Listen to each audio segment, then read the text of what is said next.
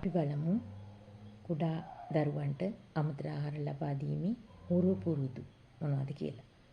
දරුවන්ට අමතර ආහාර ලබා දීමේදී අපි ඇති කරගත යුතු වැදගත් පුරුදු මොනවද කියලා. ඉතින් මේ ආහාර හඳුන්වා දීමේ වයස ඉතාම වැදගත්. අපි දන්නවා දරුවෙකුට අමතර ආහාර පටන් ගන්න මාස 6 සම්පූර්ණ වීමත් සමග. කලාතුරකින් අවස්ථා තමයි තියෙන්නේ ඊට කලින් අමතර ආහාර දීම පටන් ගන්න. ඉතින් මාස 6ට කලින් අමතර ආහාර දීම පටන් ගන්න නම් අපිට නිකන් හිතුමතේට බෑ. අපි ඒකට වෛද්‍ය උපදෙස් අරගන්න ඕනේ. බොහොම පොඩි අවස්ථා ගණනක් විතරයි තියෙන්නේ අමතර ආහාර කලින් පටන් ගන්න සිද්ධ වෙන. එතකොට ඇයි මේ මාස 6න් අමතර ආහාර පටන් ගන්නෙ? අපි දන්නවා මුල් මාස 6 සම්පූර්ණ වෙනකම් අපි දෙන්නේ මව්කිරි විතරයි. එතකොට මේ මව්කිරි මුල් මාස 6 දරුවාගේ වර්ධනයට අවශ්‍ය සියලුම පෝෂක කොටස් සපයනවා. ප්‍රතිශක්තිකරණ සපයනවා, අවශ්‍ය උෂ්ණත්වය ලබා දෙන්න පුළුවන්. ඒ වගේ මව්කිරි වල වාසි කරන ඔයගොල්ලෝ හොඳටම දන්නවද? ඉතින් ඒත් මාස 6 සම්පූර්ණ වෙනකොට මේ මව්කිරි වල තියෙන යකඩ ප්‍රමාණය ටිකක් අඩු වෙනවා. ඉතින් ඒක නිසා අපි මේ පෝෂක අඩු වීම සම්පූර්ණ කරන්න මව්කිරිත් සමග අමතර ආහාර දෙන්න ඕනේ. ඒකට පළවෙනි අවුරුද්දේ හැබැයි පළවෙනි අවුරුද්දේ ප්‍රධාන ආහාරය වෙන්නේ මව්කිරි තමයි. ඊළඟට දෙවෙනි අවුරුද්දේ ඉඳන් මව්කිරි ප්‍රධාන ආහාරය වෙන්නේ නැහැ. ඒක දෙවෙනුවට යනවා. අමතර ආහාර තමයි ප්‍රධාන වෙන්නේ. මව්කිරි අවුරුදු 2 දක්වා අපිට දී ගන්න පුළුවන් වෙනවා ආහාරත් සමග. එතකොට ඊළඟ පුරුද්ද තමයි වරකට දෙන ප්‍රමාණය කොච්චරද කියලා තීරණය කරගන්න එක. ඒක අපි අමතර ආහාර දීමේ පුරුදු ඒ කියන්නේ අවුරුද්දේ මාස 6 ඉඳන් අවුරුද්ද දක්වා අවුරුදු 2 දක්වා අමතර ආහාර දීමේ පුරුදු 10ක් තියෙනවා කියලා මම කතා කරන්නේ. අපි ඒකෙදි සාකච්ඡා කරමු මේ දින වරකට දින ප්‍රමාණය සහ ඒ වගේම වරකට දින වාර ගණන කොච්චරද කියලා අඳුන ගන්න. එතකොට ඊළඟ මේක ඊටාම වැදගත් දරුවට ආහාර දෙනකොට ප්‍රතිචාරාත්මකව ලබා දෙන එක. කොහොමද මේ ප්‍රතිචාරාත්මකව ආහාර ලබා දෙන්නේ? අපි ගොඩක් වෙලාවට කරන දෙයක් තමයි බබා කන්නේ නැහැ කියලා එක එක තැන් වලට දුව එහෙම නැත්නම් ෆෝන් එක දීලා හරි ටීවී එක පෙන්න හරි තවත් කෙනෙක් එක්ක ආහාර කව හැමතැනම ඇවිදිමින් ආහාර කවන එක ඒක හොඳ පුරුද්දක් නෙමෙයි. එහෙනම් මේ ප්‍රතිචාරාත්මක දරුවට ආහාර දෙන්න ඕනේ එක තැනක ඉඳගෙන. ඊළඟට ඒ ප්‍රතිචාරාත්මකව දෙනවා කියලා කියන්නේ ආහාරය ගැන අපිට කියන්න පුළුවන්. දරුවට ඒකේ පැහැය කියන්න පුළුවන්. ඒකට අපිට පුළුවන් කහ පාට පළතුරක් දෙනවා නම් මේකේ පාට ගැන කියන්න. ඊළඟට කොළ පාට පළතුරක් දෙනවා නම් කහ පාට පළතුරක් දෙනවා නම් ඒකේ පාට ගැන කියන්න පුළුවන්. ඒ වගේම මේක සීනිදුද ගොරෝසුද කියලා කියන්න පුළුවන්. ඒකට අපිට තව කියන්න පුළුවන් මේක වත්තෙන් කඩාගත්ත දෙයක් නම් මේක තාත්තා හිටවපු දෙයක්. එහෙනම් මේක වත්තෙන් ගෙනාපු දෙයක්. ඒ වගේ ප්‍රතිචාර මේකේ රස කියන්න පුළුවන්.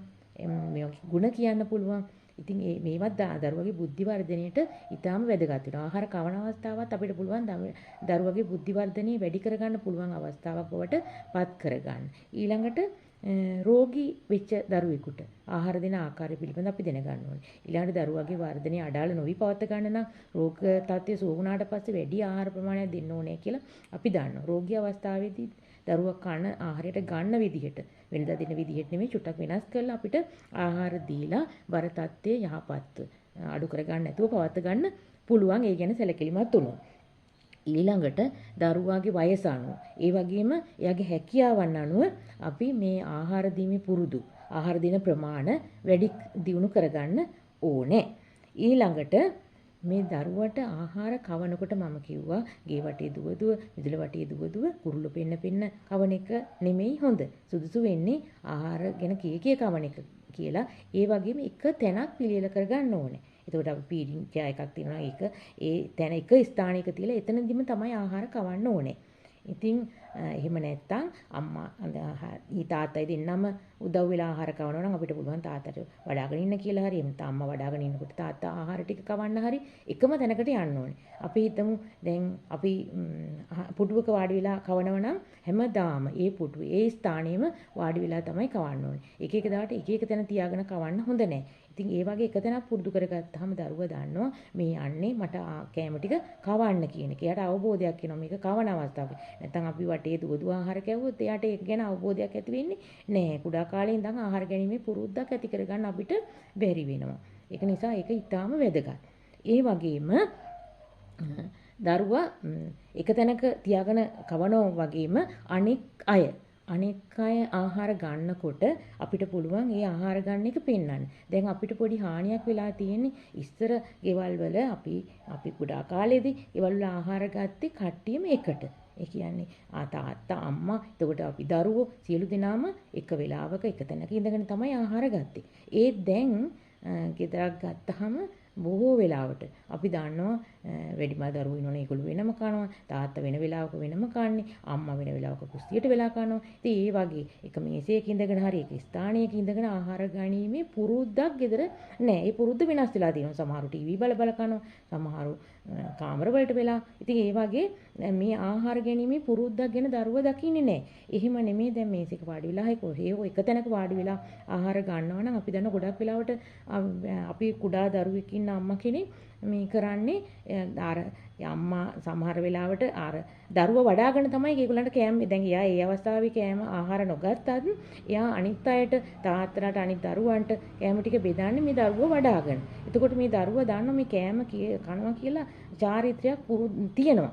කියන එක දකිනවා. ඒ දැන් එහෙම දකින්න දරුවට කෑම කවනවා කියලා එකක් තියනවා කියලා දකින්න දරුවට අවස්ථාවක් ලැබෙන්නේ නැහැ. ඒක නිසා මේ ආහාර එකට ගන්න එක ඊටාම වැදගත් වෙනවා.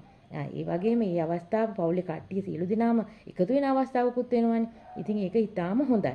දරුවගේ මානසික මට්ටම වැඩි දියුණු වෙන්නත් ඒක බලපානවා. ඊළඟට මේ දරුවන්ට ආහාර කැවීමට පටන් ගන්නට පස්සේ මාස 7 වෙනකොට කුඩා කැව්වලි තියෙන විදිහට ආහාර දෙන්න ඕනේ. එතකොට තමයි දරුවා ආහාරය හපලා කන්න පුරුදු වෙන්නේ. නැත්නම් එයාට හපලා කෑමේ පුරුද්දක් නැති වෙනවා. ඉතින් ඒක නිසා ඒක වැදගත්. ඒ වගේම අවුරුද්ද වෙනකොට මේ දරුවට පවුලේ සාමාන්‍ය ආහාර ගන්න පුරුදු වෙන විදිහට තමයි අපි ආහාර දීමේ පුරුදු ඇති කරගත යුතු වෙන්නේ. ඊළඟට මේ ආහාර ගැනීම ප්‍රතිචාරාත්මකව දීමෙන් ආහාර කවණ එක ප්‍රතිචාරාත්මකව කිරීමෙන් ශරීර වර්ධනය වීමට විතරක් නෙමෙයි අපිට අවශ්‍ය වෙන්නේ බුද්ධිමත් දරුවෙක්. ඉතින් බුද්ධි වර්ධනයටත් මේක ඊටාම වැදගත් වෙනවා. බොහොම හොඳින් බලපානවා ප්‍රතිචාරාත්මක ආහාර දීම. එතකොට මේ මොකක් හරි හේතුවක් නිසා යම්කිසි හේතුවක් නිසා කලාතුරකින් අවස්ථා තියෙනවා මව්කිරි දෙන්න බැරි වෙන. ඒ කියන්නේ අම්මා ඊටාම රෝගී තත්යකටපත් වීම හෝ එහෙම නැත්නම් වෙන කුමන හෝ හේතුවක් නිසා වෛද්‍ය උපදෙස් අනුව තමයි මේ මව්කිරි දෙන්න බැරි වෙන්නේ. ඒ වගේ අවස්ථාවක අපිට මේ මව්කිරි වලට ආදේශ කරන්න කිසිම දෙයක් නැහැ. ඒත් කිරි ආහාරයක් දරුවට වැටෙන්න ඕන නිසා මී කිරි වගේ දෙයක නම් දවසකට අඬු කෝප් එක ප්‍රමාණයක්වත් කැවෙන්න ඕනේ. ඊළඟට චීස් නම් කෑල්ලක වගේ ප්‍රමාණයක් කැවෙන්න ඕනේ. එතකොට ඊළඟට යෝගට් නම් එකක විතර ප්‍රමාණයක් කැවෙන්න ඕනේ. පිටි කිරි දෙන්න කියලා අනුමත කරන්නේ නැහැ. බොහෝ දුරට වෛද්‍යවරුන්ගේ අනුමැතිය අනුව තමයි ලබා දෙන්නේ. මේ වගේ අඬු කෝප් දෙකක වගේ ප්‍රමාණයක්වත් දවසකට වැටෙන්න ඕනේ. ඊළඟට මව්කිරි බොන්නේ නැති අවස්ථාවක එතකොට පිටිකිරි දෙන්න යන්න ඕනෑ කියලා එකක් නැහැ.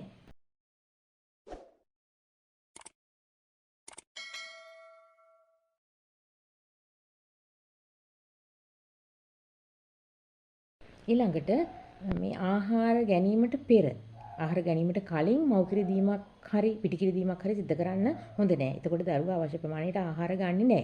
ඊළඟට දැන් ආහාරය බල කරලා දෙන්නෙත් නැහැ. අපි දරුවෙකුට ආහාර බල කරලා දෙන්නේ නැහැ. ප්‍රතිචාරාත්මකව තමයි දෙන්න ඕනේ කියලා මම කිව්වා.